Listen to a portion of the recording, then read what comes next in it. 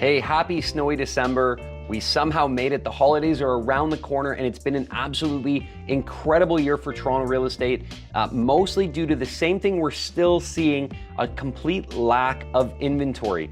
And it's not that there are no homes for sale in the market, it's just that there are so many more buyers, aggressive buyers, well-funded buyers, pre-approved buyers with big budgets than there are people prepared to sell. This is a recurring theme that's been happening in the GTA for years.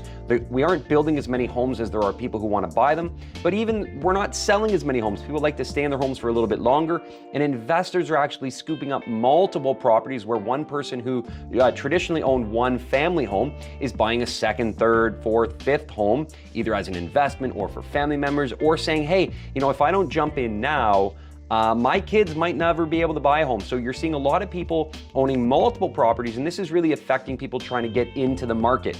December, we've seen early in December, it's not changing. So we still have very little inventory and properties are being sold very, very competitively, primarily through offer night. And if it doesn't sell on offer night, properties are being sold preemptively for more money than they really need to be, or should be, or are valued at. And this is strictly happening because buyers say, if I don't buy this aggressively, if I don't spend as much money as I can afford on this home, I'm gonna get to offer night and somebody else is gonna beat me. So that's driving the price inflation and the competitiveness. So what we see, and this is a bit anecdotal, but what we see on offer night is the people who are prepared to win are often those who have lost over and over and over again. So I'm coming in with an offer that I think is fair value or good value for the home, but I'm getting beaten by somebody who's prepared to pay more than they should.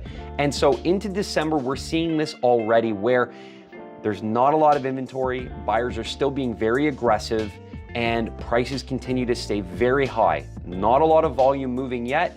Wondering what's going to change into the spring. So traditionally, early December is still a great time to sell. We're going to get near the holidays, near the Christmas season. People are taking vacation. The market might cool a little bit, but don't be fooled. This is not due to interest rates. This is due to completely a seasonal change. So you're going to see a little bit of a slowdown around mid-December through to the new year. And then I predict the same way it's been for the last, say, 5 years, second week of January, things are going to explode. What's happened is, it used to be the best time to buy a home and to sell a home was in the spring.